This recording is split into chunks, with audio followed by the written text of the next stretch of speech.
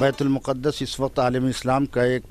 سلگتا ہوا موضوع ہے۔ بیت المقدس کی تحفظ اور اس کے تقدس کو برقرار رکھنے کے لیے پوری دنیا کے مسلمانوں کو بیدار ہونے کی ضرورت ہے۔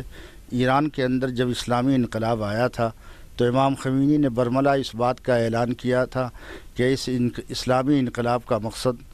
صرف کمزوروں کو ظالموں کے پنجہ استبداد سے آزاد کرانا نہیں ہے، بلکہ اس اسلامی انقلاب کا مقصد اور نظریہ نصب العین فلسطین کو یہودیوں سے بھی آزاد کرانا ہے۔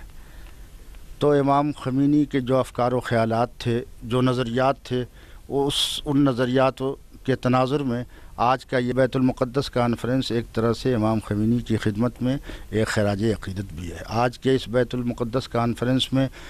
مختلف ملکوں کے سفارت خانوں کے ایمبیسیڈر، کونسلر، علماء، دانشور شریک ہو رہے ہیں اور بیت المقدس کے تحفظ اور اس کے تقدس پر گفتگو کریں گے اور بیت المقدس ارض فلسطین اور مسجد اقصیٰ کے لیے ایک مستقل لاہ عمل طے کریں گے۔ بیت المقدس چاروں طرف سے گھیر کے رکھنا چاہتے وہ لوگ جو سیٹلمنٹ کے نام پہ جوز کو بالکل ایک طرف ایک آدمی کو پرمیشن دیا جاتا ہے کہ آپ اپنے سیٹلمنٹ بنائیے، مکان بنائیے، دوسری طرف فلسطینیوں کو یہ کہا جاتا ہے کہ آپ یہاں مکان نہیں بنا سکتے۔ یہ بالکل ایسی بات ہے کہ ایک قانون دو آدمی کے لیے الگ الگ طریقے سے استعمال کرنا اور ان سارے چیزوں پہ کنٹرول کرنے کے لیے ان لوگوں نے یہ سازشیں رچی ہیں، جس میں امریکہ اور یورپین کنٹری بہت سارے لوگوں کی مطلب ایک بالکل یہ مجموعہ ایک کہتے ہیں سازش کا ایک یہ بالکل ایک کانسپریسی ہے۔ یہ اس کے تحت مسجد اقصیٰ کو ڈیمولش کرنا، اس کو منہدم کرنا ان کا بالکل فائنل ایم ہے۔ اگر اس مسئلے کا حل چاہیے تو ساری دنیا کے مسلمانوں کو متحد ہو کر ایک فرنٹ پہ اس مسئلے کا حل ڈھونڈنا پڑے گا، چاہے وہ پاکستان ہو، چاہے وہ ایران ہو، چاہے وہ فلسطین ہو، چاہے وہ عرب کنٹری ہو۔ دیکھیے اس کی بہت ساری وجوہات ہیں۔ ایک وجہ یہ بھی ہے کہ وہ جو ہمارے درمیان جو صہیونی سازشیں چل رہی ہیں، یہودیوں نے ایک سازش رچ رکھی ہے کہ مسلمان کبھی متحد نہ ہونے پائے اور وہ اسی کا مسلمانوں کے انتشار کا فائدہ اٹھا رہے ہیں۔ جس دن مسلمان متحد ہو جائیں گے آج بھی، اور خاص طور سے میں اس کا جو مجرم ٹھہراؤں گا وہ عرب ممالک کو، گلف کنٹریز جو ہے وہ اگر متحد ہو جائے اور وہ اس ایک پلیٹ فارم پہ آئے اس بات کو لے کر کے، اس ایشو کو لے کر کے، تو پھر جو اس کی بازیابی کوئی مشکل نہیں ہے۔ ایران کا نظریہ تو ابھی آپ کے سامنے آیا ہے کہ امام خمینی نظریہ ہے کہ ہم کہاں دنیا میں کہیں بھی مظلوم ہوں گے تو میں اس کی حمایت کے لیے کھڑا ہوں گا۔ دیکھیں جی، پاکستان 1975 سے القدس کمیٹی کا ممبر ہے اور ہم ایک ایسا پرامن تصفیہ چاہتے ہیں کہ جس سے ایک آزاد فلسطینی ریاست کا قیام وجود میں آئے اور القدس الشریف اس کا دارالخلافہ ہو۔ اور ہم نے محسوس کیا کہ 2014 جو ہے ایک بہت اہم سال ہے فلسطینی ریاست کے بننے کے سلسلے میں۔ 16 جنوری کو اسی سال اقوام متحدہ نے بین الاقوامی سال کے طور پہ اسے فلسطینی عوام کے ساتھ یکجہتی کا سال قرار دیا گیا جی۔ اور ہم جو اسرائیلی مظالم ہیں ان کی شدت سے مذمت کرتے ہیں اور خاص طور پہ جو نئی بستیاں وہ تعمیر کر رہے ہیں اس کی سختی سے مخالفت کرتے ہیں۔ میں تو یہ کہتا ہوں کہ اگر جو بھی آدمی مسئلہ اٹھا رہا ہے وہ اس کے اندر الہیت ہے اور ایک تحریک چل رہی ہے، وہ خالصاً اللہ کے لیے کام کرنے والے ہیں، تو انشاءاللہ اللہ کی مدد ضرور آئے گی اور ان کو بھرپور کامیابی ملے گی۔ ہندوستان کے جتنے علماء حضرات ہیں، جو بھی مسلمان ہیں، ہر آدمی یہ چاہتا ہے، ہر آدمی کی یہ خواہش ہے کہ بیت المقدس آزاد ہو۔ یہ عہد حاضر کا بڑا المیہ ہے کہ مسلمانوں کے قبلہ اول مسجد اقصیٰ پر اسلام دشمن ملک اسرائیل اور دنیا کی ناپاک ترین قوم یہودیوں کا قبضہ ہے۔ 1948 میں جب سے قلب فلسطین میں یہودیوں کے وجود کو امریکہ اور یورپ سمیت عالمی برادری نے تسلیم کیا ہے، اسرائیلی حکومت برابر اپنے توسیع پسندانہ عزائم میں حقیقت کا رنگ بھر رہی ہے۔ وہاں کے اصلی باشندے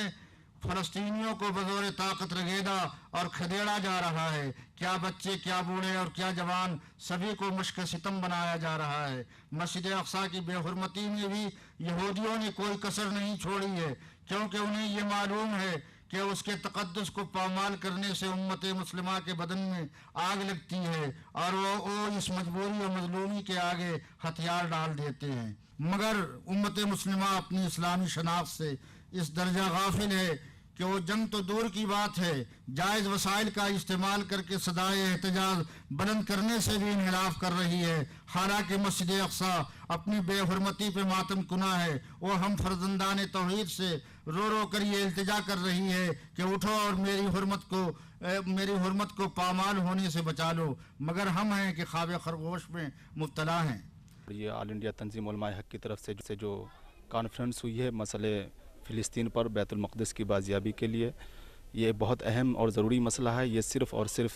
एक दिल्ली के लिए या ऑल इंडिया तंजीम उलमाए हक़ के लिए नहीं, पूरी दुनिया के मुसलमानों के लिए, पूरी दुनिया की आवाम के लिए, दुनिया में बसने वाले से रुए ज़मीन पर जितने भी लोग हैं, सबकी ये ज़िम्मेदारी बनती है कि मसले फ़िलिस्तीन बैतुल मक़दिस की बाजियाबी के लिए सर जोड़ करके बैठे और इस मसले का कोई भी हल हो, वो जिस तरीके से भी हो उसको निकालना है। यहाँ से हमें एक पैगाम लेके जाना है। पैगाम ये लेके जाना है कि अल्लाह ने हमारी जो हैसियत, जो मकाम दिया है और जो मकाम हमको बख्शा है, हम जितना भी उस हैसियत को और उस मकाम को बैतुल मक़दिस की आज़ादी के लिए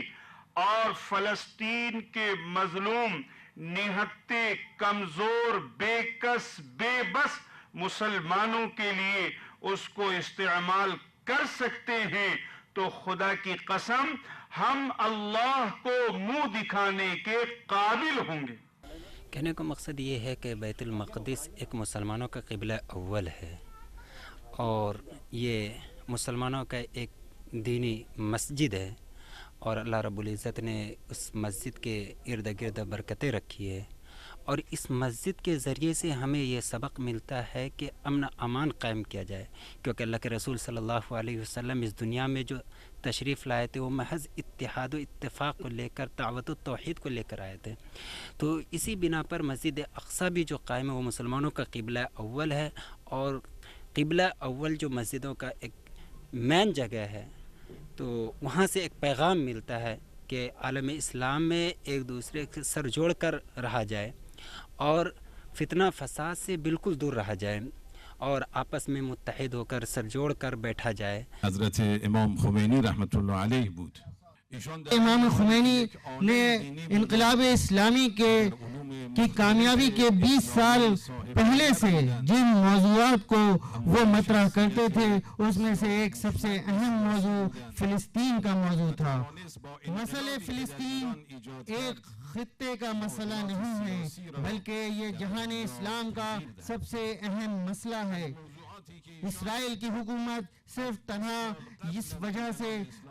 ये मकसद नहीं रखती कि वो फ़िलिस्तीन की सरजमीन पर हुकूमत करे और एक छोटे से हिस्से की मालिक बन जाए, बल्कि उनका मकसद दरियाए नील से लेके फ़रात तक की सरजमीन इस्लामी पर कब्जा करना है और उनका ये मकसद है कि इस पूरी सरजमीन इस्लाम पर काबिज हो जाएं और ये अमेरिका और दूसरे ऐसे ममालिक की मदद से वो इस मकसद तक में कामयाब होना चाहते हैं। और कोई दिन ऐसा नहीं गुजरता कि उस सरजमीन पर किसी बेगुनाह या चंद बेगुनाह मुसलमानों का खून न बहता हो। लिहाजा हम मुसलमानों के लिए ये एक लम्हे फिक्रिया है, हमें बेदार होने की ज़रूरत है, हमें जागने की ज़रूरत है और ये उसी की एक अलामत है और मैं समझता हूँ ये ज़मीना फराहम करेगा उस मुल्क की बाज़याबी के लिए और उसकी आज़ादी के लिए।